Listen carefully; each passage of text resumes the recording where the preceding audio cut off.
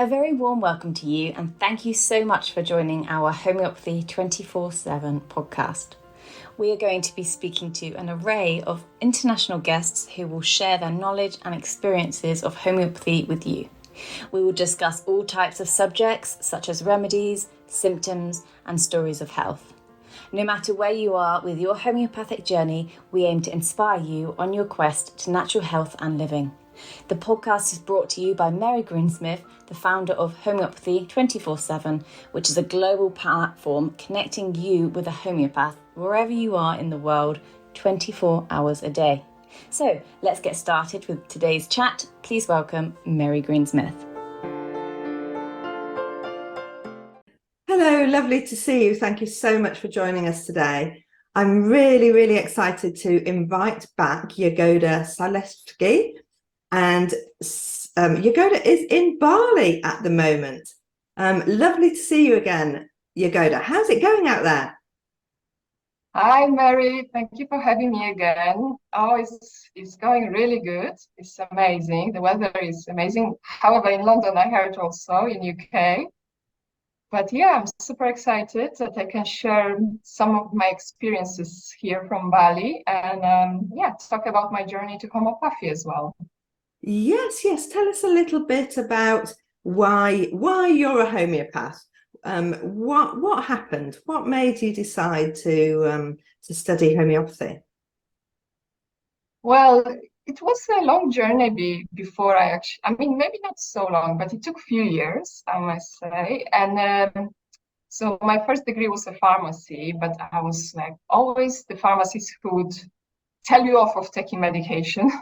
I would rather tell you take a garlic, vitamin C, or something more natural, and not to take painkillers, or unless you're really desperate. Yeah. And I worked in Poland for some time, and because of a year stay in UK during my university, I really wanted to come back as a pharmacist. And looking for opportunities, I got a job in London in a community pharmacy at the time. And I came, worked a couple years, and I was like, I'm not really helping patients. I want to be more clinical. So I thought, what will be the next step? And the next step was to work in hospitals. So I tried to find a way to get into hospitals, which was by doing some shadowing, and it took some months. But eventually I got a job, started in Whittington Hospital, and then went through Royal Marsden and a few other hospitals at the time.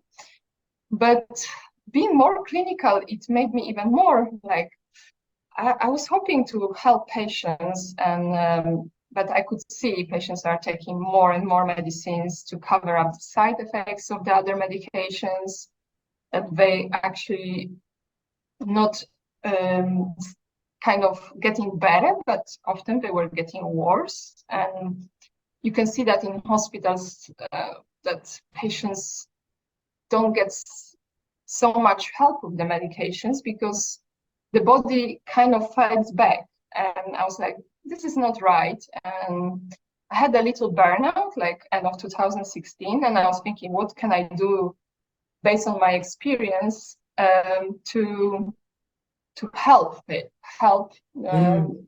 the healing process of people. And I bought a book, Homeopathy, like a home prescribing book, and I was about to go to Spain, and I thought, okay, let me take that book.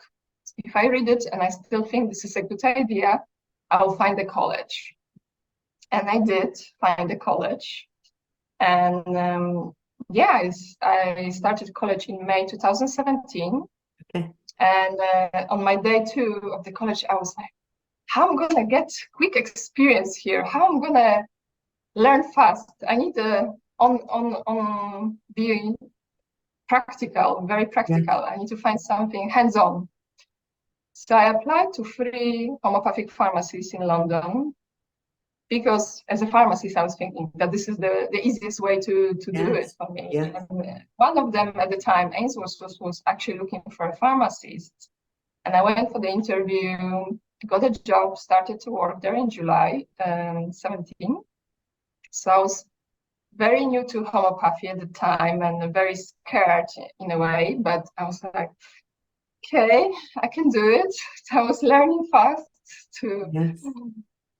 because as a pharmacist, you are responsible and about what's going on in a pharmacy and what the team is doing. You need to know about things. So, and people are often want to speak to pharmacists, and I was like, how I'm gonna be confident? But I think I learned quite fast, and moving forward, when I finished the college, I went to Asia for some time, which was like traveling and exploring. I wanted to think how I want to put my practice together and use my experience from already homeopathy and pharmacy. And during the travels, I visited Bali for the first time, and thanks to Tony, he introduced me to the homeopath here. Okay. So I spent some time in a clinic back in 2019, visiting Jagoda at Tirta Usada and doing some observation of his consultations. And I always had this idea, I want to come back. But then we all know what happened. We had a little pause on traveling for a while. And I was back in Europe, rejoined Ainsworth during the pandemic, just at the start, which was incredible experience to be at the front line of all of it. And with massive amount of queries we were receiving at the time, people really, really wanted some sort of input and help from the homeopathic pharmacy, and we were really working hard to meet the needs. Yes, because of course Ainsworth did so much during COVID, didn't they? They put together quite a few remedies and nosodes as well. Nosodes. Yeah. And that was very interesting because it was very new, but at the same time was not very new. In the history of homeopathy, we have when there was pandemic, they used to make nosodes of the disease to prevent other people to get sick. Yes. So because in the recent, probably around 100 years, we didn't have any such a pandemic. Everyone forgot, but that's very well known thing to do. And Tony put lots of nosodes. We also received some from other places like India.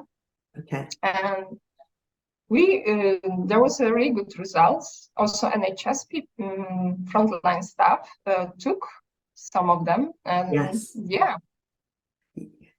It was a really good time for you to be involved with that, because you were right on the forefront, and having been thrown in completely when you just first started your training, it must have been really exciting for you to go back as a qualified homeopath and be there at that time.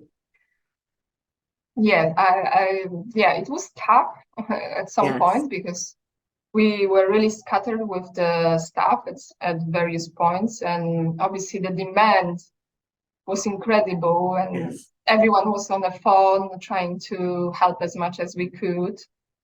So it was also stressful, like we were dealing with unknown, but also satisfying at the same time that we can help so many people. Yes, absolutely. Okay. And now you find yourself back in Bali and you're continuing with your training. Yes, I am. So I left London last year, like at the beginning of the year, went a little bit to Eliera, which is the smallest of the Canary Islands. And at the time I joined Homeopathy 24/7 platform, which is amazing because allowed me to live away and work at the same time with the international clients. That was a big learning. That was the first big learning I did last year, and yeah, it really allowed me to see how I need to manage my practice online. Okay. But there was an element I was missing because, unfortunately, I didn't have a chance to have a normal practice like face-to-face. When I left, when I completed the college, I left for traveling, then came back, and shortly after the pandemic happened. So I really was looking forward to see patients in person, and this idea about going to Bali was very, very present with me last year, and I was waiting for the right time, which happened March gone. But before that, last year, November, I started to study with Jagoda at his new course called Transformational Alchemy, which is a few different elements.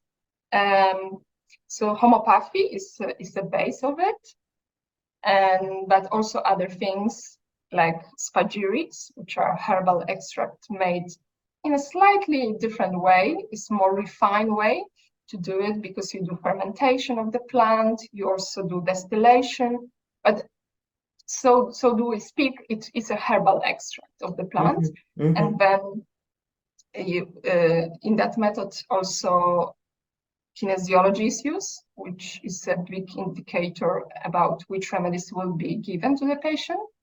And astrology, a bit different to the one we most of us know, is called true sidereal astrology, which is based on the position of on the actual position of the stars on the sky. So yeah, I can talk a little bit more about that. Yes, yeah. Let me just just summarize really, because the transformational alchemy is to me really, really interesting, because actually what you're saying, you're bringing together herbal extracts, homeopathy, kinesiology. So homeopathy and kinesiology are both energy medicines, and then the herbal extracts is really quite well, it's not really energy medicine, is it? But it's actually practical medicine and goes so well with homeopathy. And then you've got the star part as well. So yes, tell us a little bit about that, because it's absolutely fascinating. And I find that as a homeopath, quite often we just do homeopathy and we know about homeopathy and we don't know about everything else. But our clients don't just do homeopathy, they do other things as well. So that's why I think that your training now is just absolutely fascinating, and it just seems to go so well together. Yeah, they all kind of are connected in a way. Yes. Because to make the homeopathic remedies, you need a mother tincture, yeah, which is a herbal extract. It's slightly different to spagyric, but spagyric tincture can also be used to make the homeopathic remedy. So you're just taking the same thing, but it's just different. It's more physical or more energetic, as you said.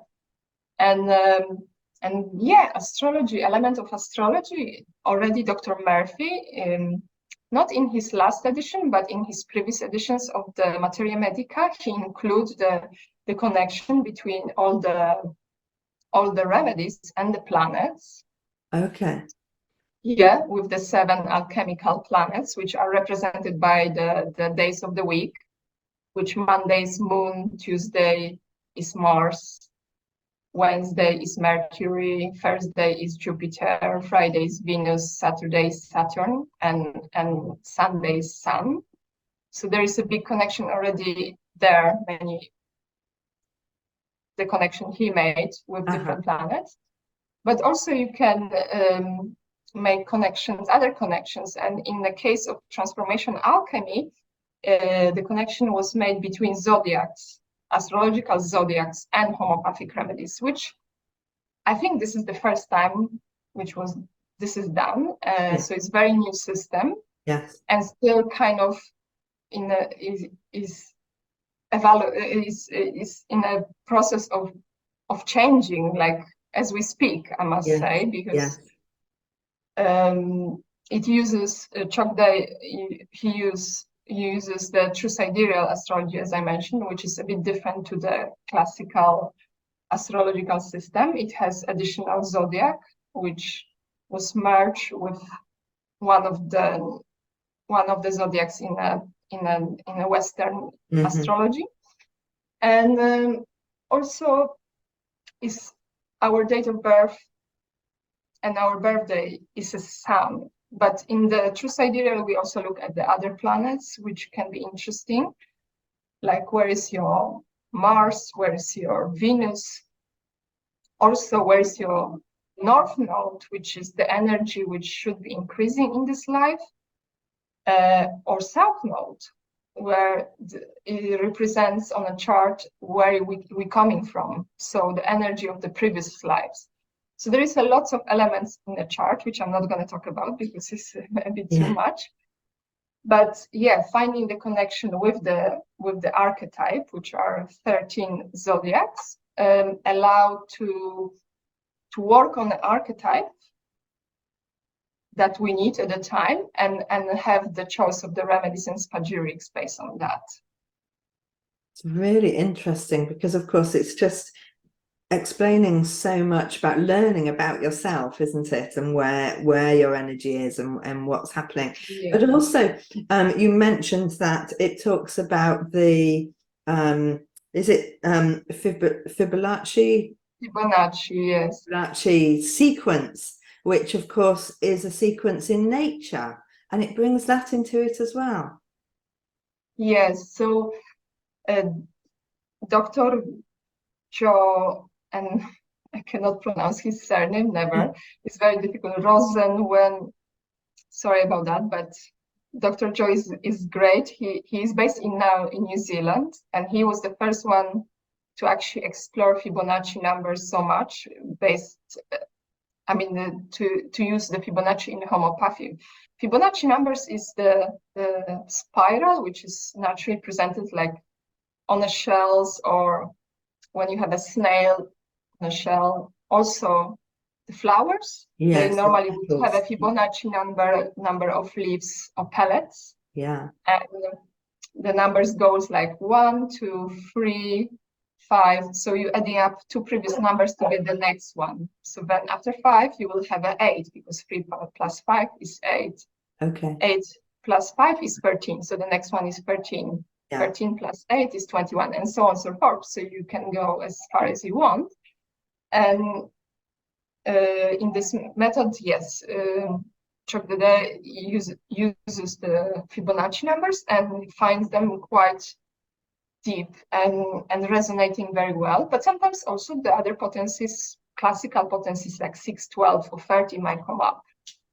But because of kinesiology, you can test which ones are needed, and the body will tell you the best answer. The best way to go. So what you're saying is you're using this sequence actually as potencies for the homeopathic remedy. So really bringing it all together.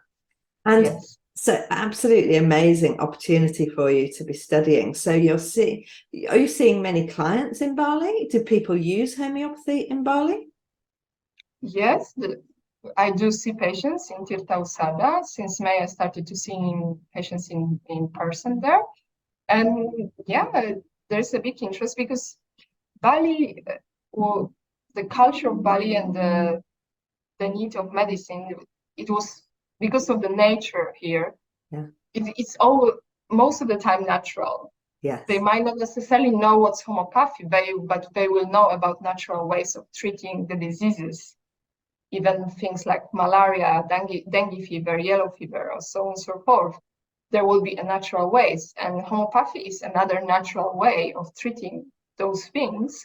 Yes. So it comes up really naturally for many people to just use those remedies even without fully understanding. Yes. So they've got their old methods that have been used there for hundreds of years, and so for them to accept homeopathy and bring it into their system is really quite easy for them to understand, probably a lot easier than going to hospital and having other things. Yeah, exactly, because it's cheaper and it's just around Yeah, us. Yeah, it's you available. go to you go to the garden and you find all those amazing herbs, and yeah, Yeah. just the knowledge. Yeah, and but the knowledge comes with is family tree. So grandmothers explain to their children and then to the grandchildren and so on and so forth. So it's passed. Normally it's passed orally, not even in a written form, but you can also find some written interesting things. Okay. Okay. Gosh, so much to learn. So with you traveling around the world and being able to practice, but really importantly, being able to learn as well, you're just, expanding your knowledge in just natural medicine. It's just so much, isn't there, to bring together. It's amazing, yeah. And being here also, I still work online. I still part of the Homeopathy 24/7, and I kind of appreciate both because Yes. yeah, I can get the best of both in a way. And yeah, working with international clients and introducing my new experience in the Yes. treatment of them, and with surprising effects. I just last week got a message from a patient who I started to treat last July, and she actually mentioned, it's the best regime you've so far given to me. I don't know yet how I feel, but it feels different. I feel positive. So I was like, okay, that Yes. must be something. Yeah. So, It's really, yeah. yeah. So just all of your experiences putting it together and helping people around the world. You really have got this nailed now, Jagoda, haven't you? You've got, your practice so that you can see people in person and you can continue to help people around the world. Well done. You've just So much. absolutely, yeah, brought homeopathy to so many people. And I know that you're extremely busy in various Facebook groups and communities, which Yeah. are just growing and growing and growing. Yeah, maybe we can talk a little bit about the groups because actually it's very, very inspiring how much work we can put in the groups. And two of them I'm a member of is Homeopathy for Teeth, and it just makes you realize things like the amount of problematic um, issues with the teeth in patients and children, and then when we get a good result with homeopathy, it's like it's great. It's like wow, because often patients are like, there's nothing else they can be offered, Yeah. or yeah, they can have extraction of the tooth. That's it, root canal. Okay, let's not comment on that, but let's focus on the good things. How much we can help using different remedies, cell salts, and every day or every week we hear good stories like patients really see the difference with those and So feel just can I just ask you, because I just find this so fascinating, because we know that there's a lot going on, especially in the US, with teeth of children. So yes. are you finding that your international client base are coming to you with completely different health issues than your local Bali, Indonesia issues? Yeah, very much different, yes. And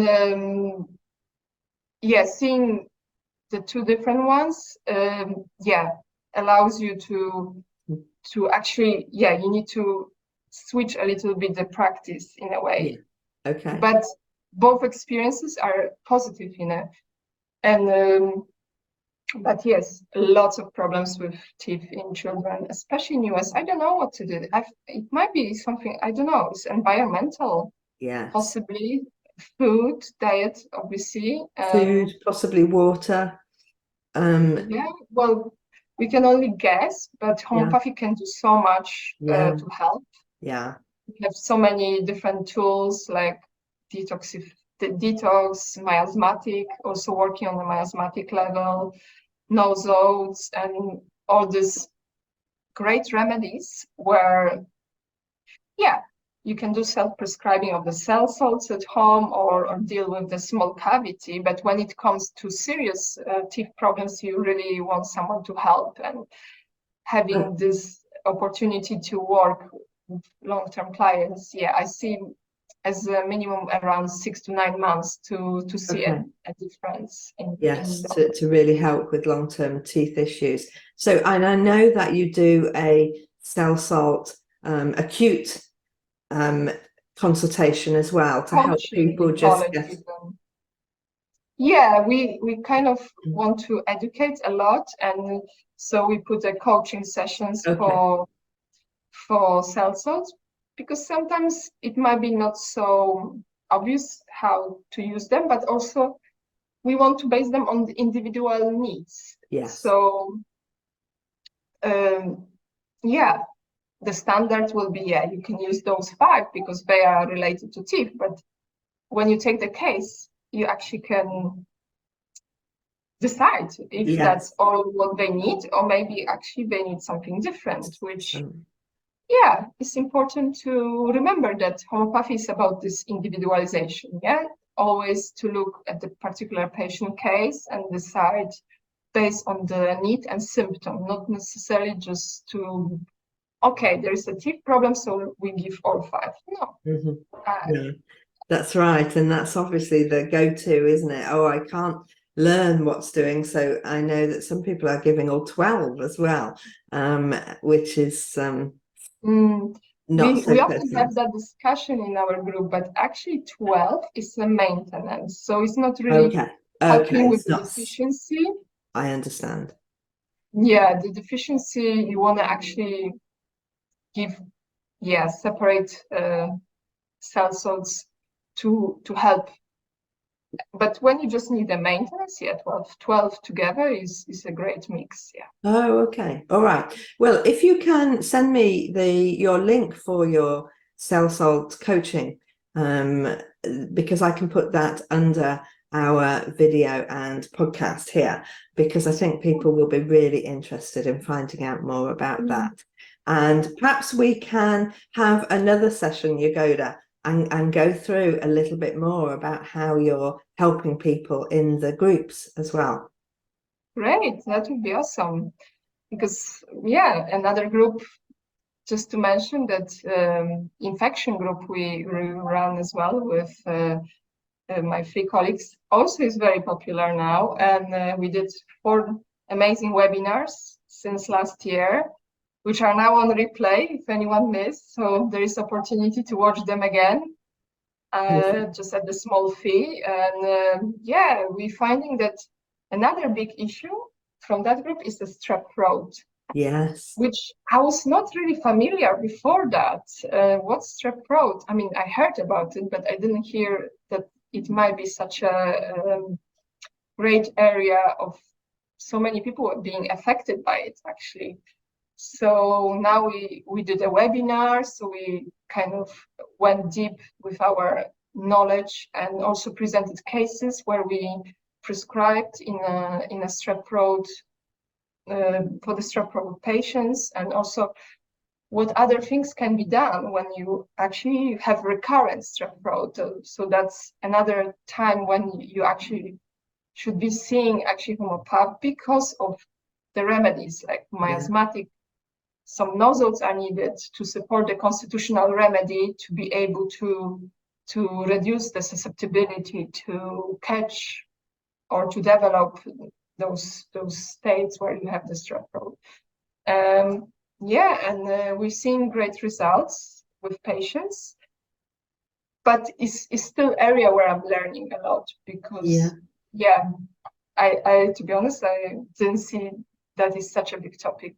No, it's amazing, isn't it? And I think just having access to different countries and seeing how much people are suffering, and I think also it's what is expected in that country, what is their usual method of helping, what is the Western medicine that they use that actually influences how many people then say, hey, no, we can't just carry on having antibiotics for this. every time. This isn't doing us any favors whatsoever. No, because people are finding that even antibiotics, they often come to us saying, "Oh, I've been on antibiotics 5 times, but it's keep coming back." It's Yes, actually antibiotics exactly. don't help anymore. No. So And the with them, long-term effect of that is really going to be quite serious.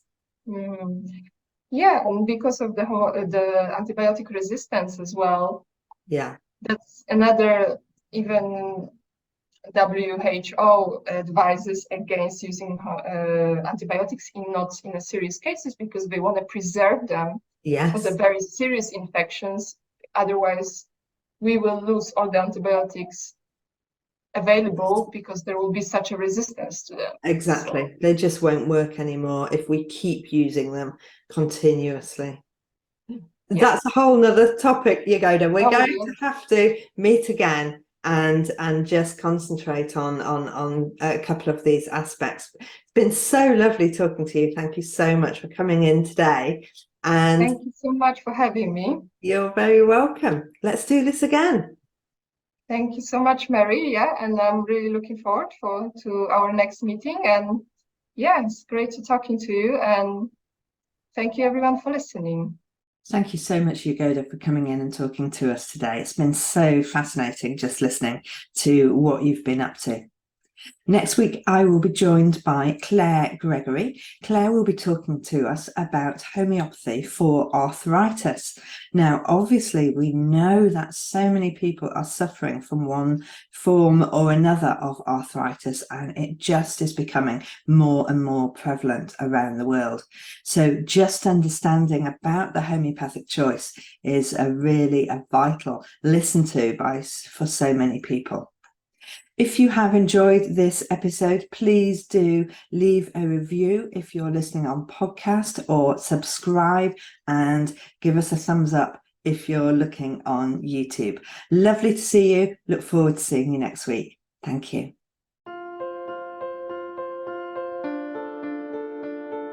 We hope you enjoyed today's episode and look forward to listening to our next one. Please don't forget to follow our podcast on your chosen channel, and please do leave us a review so we can continue to share homeopathy with as many people as possible. If you do have any questions, please do reach out to us on any of our social platforms mentioned in the show notes. We at Homeopathy 24/7 hope to empower you on your natural health journey.